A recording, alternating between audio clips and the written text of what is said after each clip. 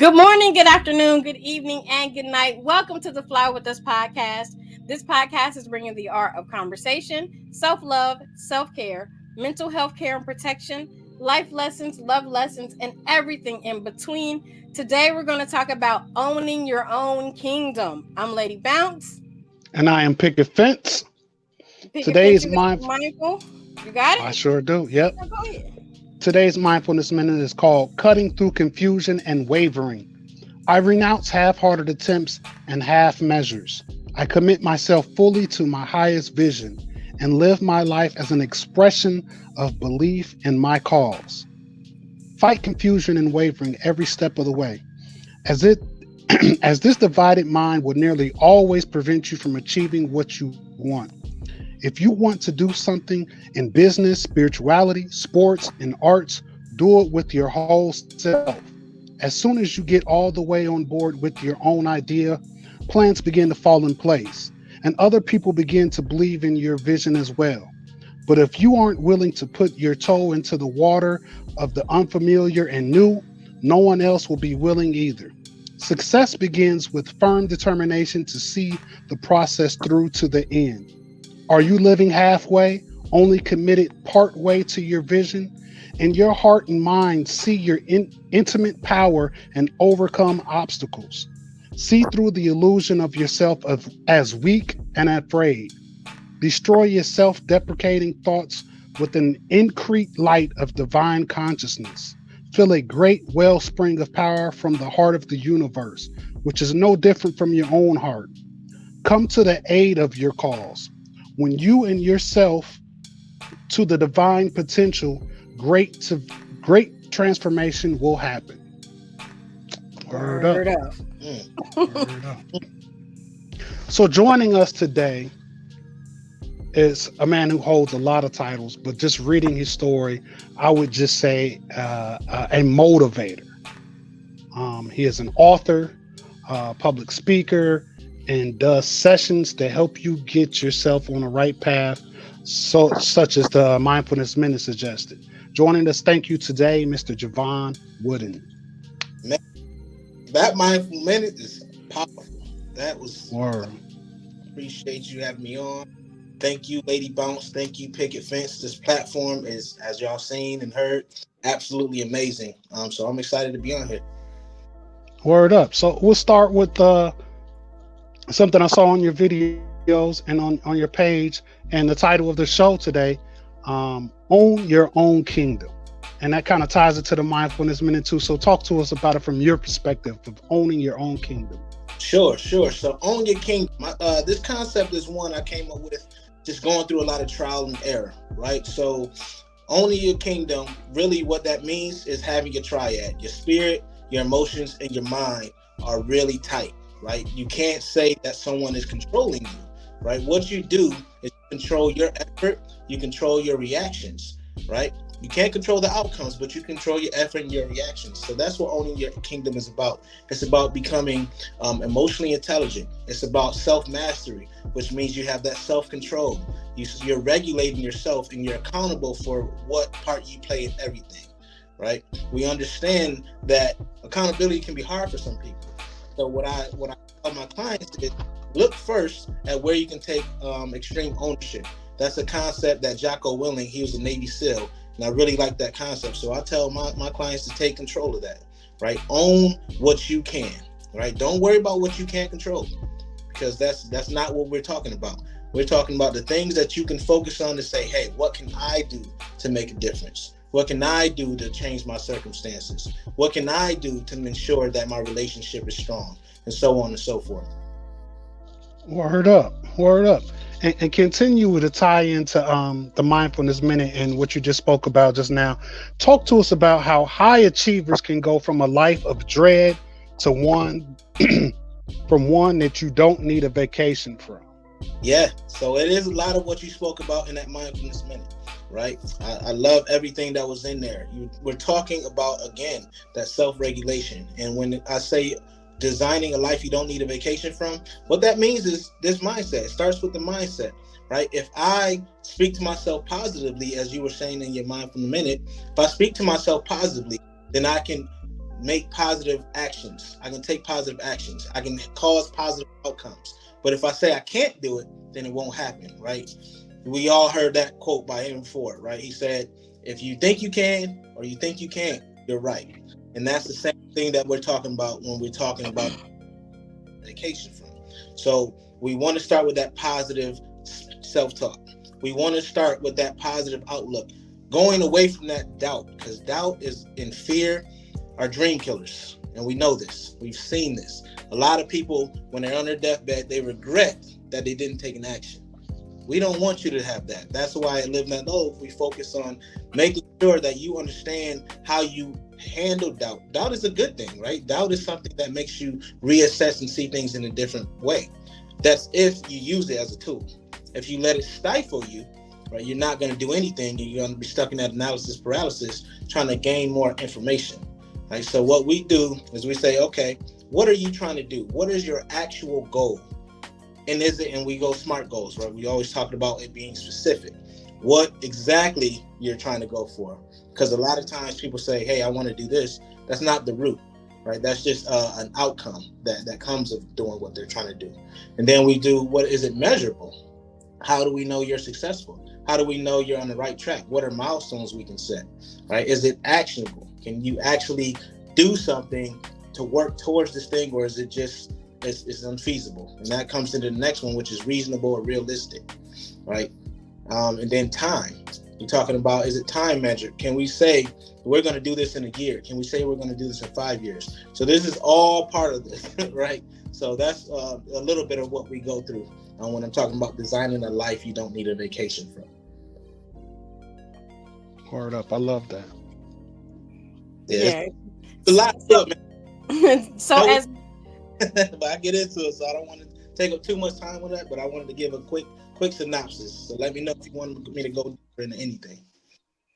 Hey, you all right with me. So as we're talking about, designing this life that we don't need to escape from, we talked about, making the goals that are measurable and SMART goals, which in my line of work, I'm a special education teacher, so we always deal with SMART goals, Right. when it comes to writing the kids' IEPs and everything.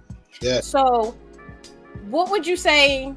Do those things have to be in order, or can we do one thing and then double back and skip around, or does it have to be in a specific order in order for it to be a SMART goal? So and it doesn't. So sometimes you don't know exactly what needs to be done, right? But what we want to do is we want to say we're going to take it out there and we're going to reverse engineer it. So we're going to walk it back so you can set some milestones. And it may not happen in a linear, we know success isn't linear, right? You can go up, down, around, but what we want to do is make sure you have a track to take, right? You know exactly what direction you need to go in. You may need to veer right or left on it, but you actually have somewhere that you're going, because a lot of people struggle with starting and they struggle with continuity. So we want to make sure that you actually know where you're going, because people just function better, right? A lot of people function better with actually having that plan of action. And then as we go, we can adjust. You may see that, okay, this isn't working for me, so maybe my goals should be different. Or maybe I need to tweak it, what the action steps I need to take. And I'm with you every step of the way on that.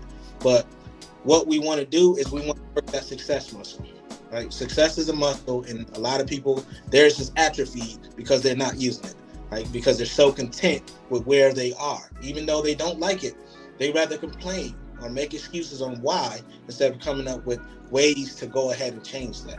So that's where we want to work that success muscle, make sure people are getting stronger within themselves first, and then they'll see the results after. But one of the things I always tell people is it's not instant. You're not going to change overnight. This is a process, and it's a lifestyle. You're not just changing one thing, you're changing your life. So, there's going to be hard. There's going to be times where you go ahead and you're working towards that, and you're like, man, it's not working. Like, I'm not hitting what I need to hit. I'm not getting this and that. And that's okay. But the main thing is progress over perfection. There's no such thing as perfection. So we just want to make sure we're taking action, and we're working, and we're coming up with different ways and optimizing our minds to be able to see that we're capable of so much more than what we were doing. Because once you optimize that, you can get success in perpetuity, right? Because you already know that you control that effort that you. So I always like to tell people, you are not a product of your environment or your circumstances. You're a product of your effort. Word up. I like that. And you talked about it's not going to change overnight. Uh, And you touched a little bit about live not loathe. So tell the people a little bit where your story started and where it is now. yeah, 100%. So my story, really, my journey to what you see now, this man you see in front of you, it started at 17, really, because before then I was not living, I was loathing. Right? I didn't stand life. I hated myself. I hated being poor. I hated growing up in Rochester, New York, with no money. I hated all of that. So at 17 years old, I tried to change it, but I tried to change it in the wrong way. So I ended up locked up in jail, facing 7 years in prison. Right? Wow. It allowed me to sit down, and I had no choice but to sit down, because in jail you have nothing but time. So it allowed me to sit down, and I remember my mom and my sister came to visit me, and walking down to the visitation room, I'm like, man, I ain't gonna cry. I'm gonna be good, whatever. I don't care. I know, I shouldn't be in, blah, blah, blah. I was talking all this stuff in my mind, right? Because I had the scarcity mindset and I didn't care. I was dead inside. So when I seen them, this brought me alive, because I seen the pain in their eyes and I couldn't touch them, right? It was glass in there. The county was glass and I couldn't touch them. And I almost started crying right then and there. They was like, you can't cry right now. You can't. And that really jarred me away, because when I went back up to that cell after seeing the wear and the pain that I caused, which was really the only thing I cared about at the time was my family, I knew I had to ask God. I had to change my relationship with God first, so I can change my relationship with myself. Right. So I asked God, someone who I was talking to, but I didn't mean it.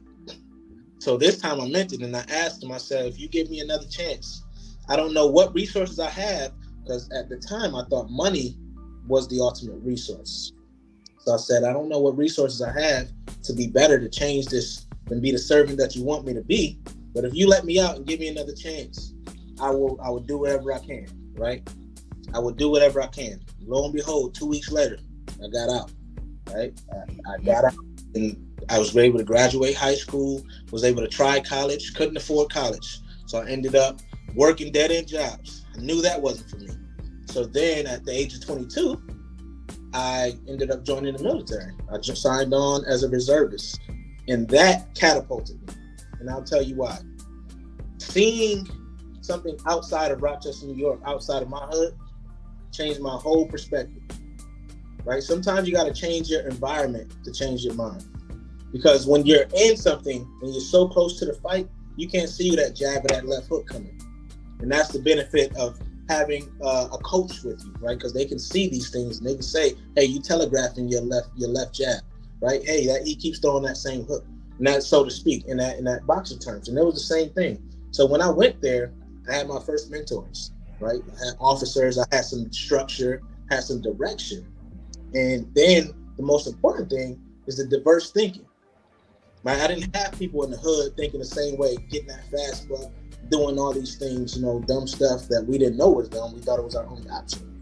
But this is when I started seeing that I didn't have to wait for opportunities to be created, because I can create them, right? This was the first time I actually created an opportunity for myself.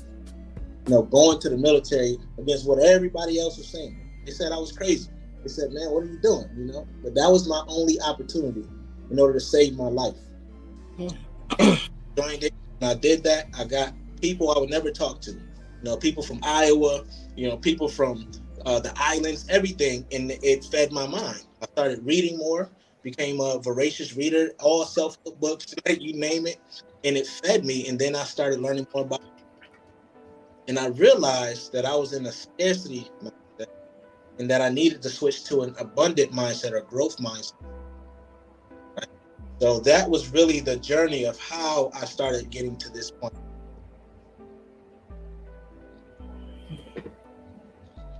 Word up. I like that. That's deep.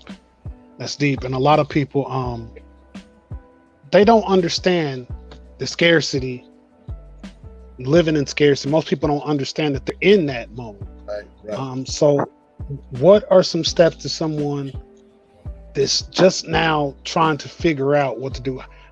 and with their life and trying to find out what their purpose is. How can a person take steps to find their purpose and leave that scarcity type of living?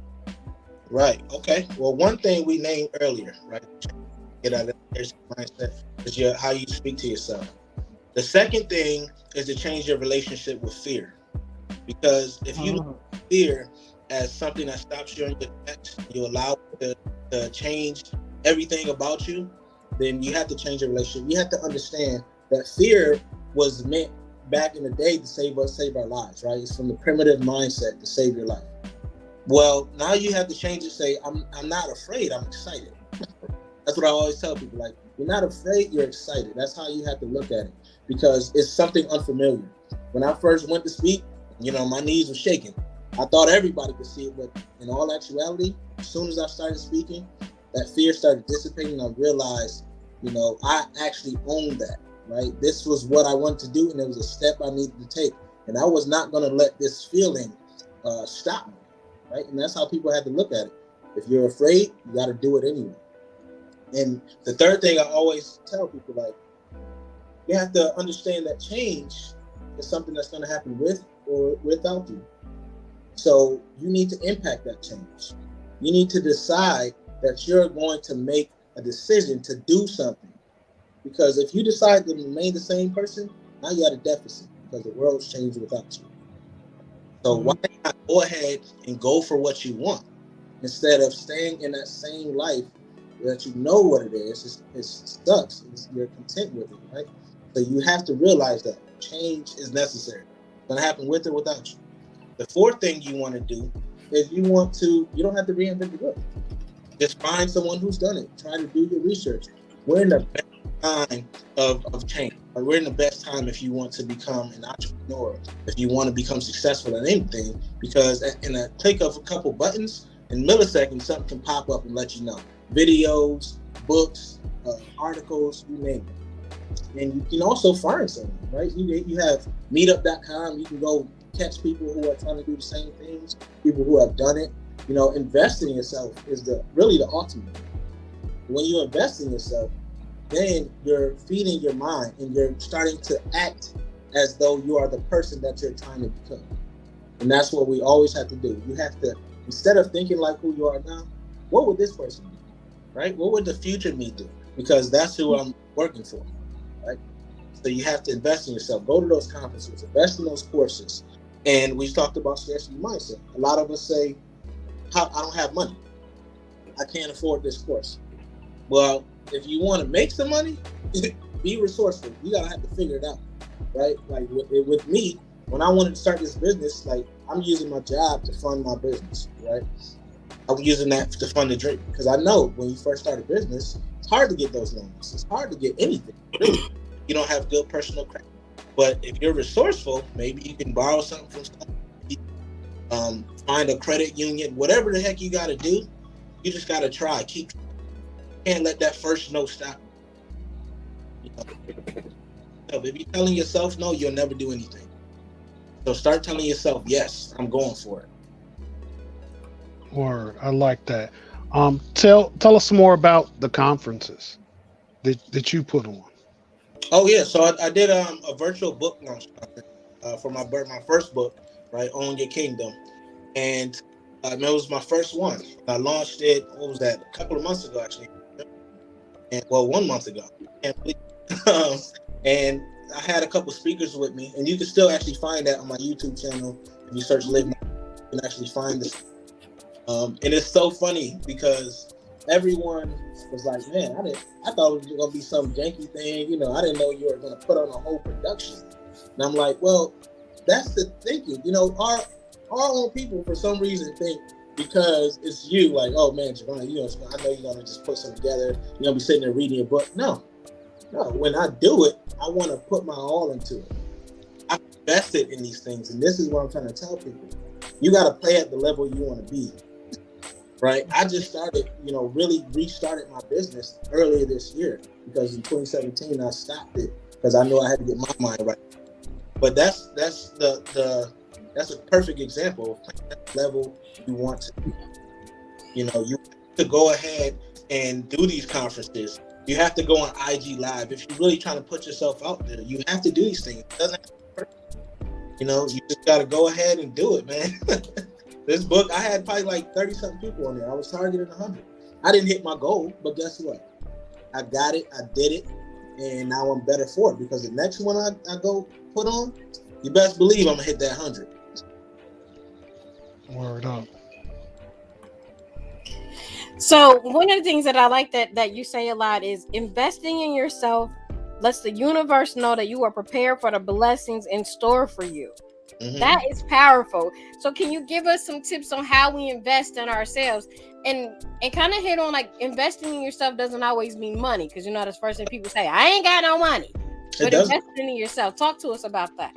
Sure. So earlier, when I was talking about my story, I said I didn't have any resources. I thought money was the only one that mattered, right? When in all actuality, we have a ton of resources, because we're all unique, right? No one can deliver a product or a service like you can.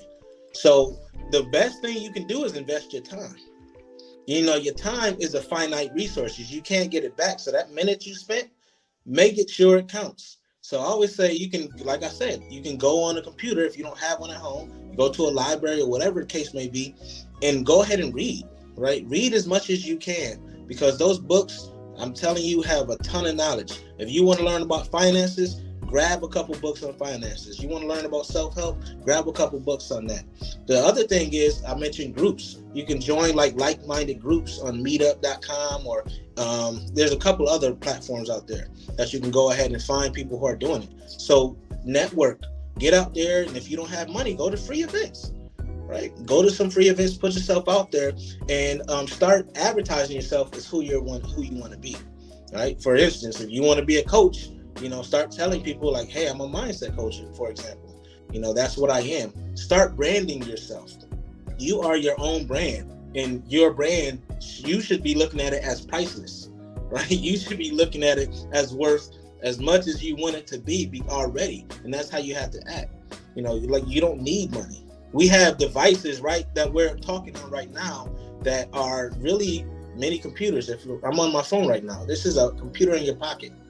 You can make so much money from this thing. You can go ahead and create an ebook and try to put it out there and sell it if you need some money. If you want to write a book, you can self-publish these days. So you really just want to educate yourself. That's the most important investment you can make. And that's free. A lot of education is free. YouTube. You can go on YouTube and watch a ton of videos and learn things. I mean, there's no reason. There's no excuse for not just learning what you're trying to learn. And then, trying some things. You don't have to go full into a business, right? You can test it, test the market. If you have a good following on social media, you can ask people like, hey, would y'all be interested in this? And then if you get some people, just make it, put it out there before, you don't have to have the product ready. Like, a lot of people think you have to have everything ready. You don't, right? Have that first client or that first sale, start funding what you're trying to do. Right, before you even have it created, just test the market, get some sales. I always tell people that, like, just start, just go for it. You don't have to know every step. Word up. I like that a lot. And with all the work that you're doing, and the people you're coaching and things like that, and the conferences, how do you make time for self-care, and what do you do for self-care? Yeah, self-care, that's a very important thing. I'm glad you're asking about that. For me, self-care, I exercise. Like during the middle of the day, I have dogs, so I like to go for a walk with them without my phone. So most of the time, I don't know technology. I feel like it's very important to disconnect from technology some point throughout the day, just to make sure I'm processing and my brain is firing and resting my eyes. I'm really taking care of myself. I think another way of self-care is I like to do things that don't really cost money, right? If I can. So me, I might just grab a good book, chill outside, or go to the park and just catch some sun rays. I really like to do things that's outside. I go for hikes. Another thing I like to do is talking to family, like catching up with family and friends, right? That really energizes me, because it's really about the quality of the time, not the quantity of time, when you're trying to do these types of things, because you may not have a lot of time. That quality time really energizes you, and knowing that your support system is there for you, knowing that everyone's good, those count and matter to me. So that's really mostly what I do for self-care. And out of those, what would you say is your favorite? My favorite, exercise. Yes. Exercise, and I'll tell you why. If you don't have longevity, you won't be able to talk to your family for much longer, right? So I believe longevity is really the key to that generational change. Word up. I like that. Like that a lot. Now, before we get out of here, a couple more things I wanted to say. Tell the people how they can get in touch with you and how they could possibly take one of these conferences. Sure, sure. So first thing, if you want to get in touch with me, the easiest way is follow me on IG at Live Not Loathe. That's LiveNotLoathe. And then you can go on my website, livenotloathe.com. You can register for my newsletter. We send out daily information, literally daily. We don't miss a day of information, just helping you become your best self to design that life you don't need a vacation from. And that's also where you can get a copy of the book. Just livenotloathe.com, and you'll find it right there under the shop. I have apparel as well if you're interested.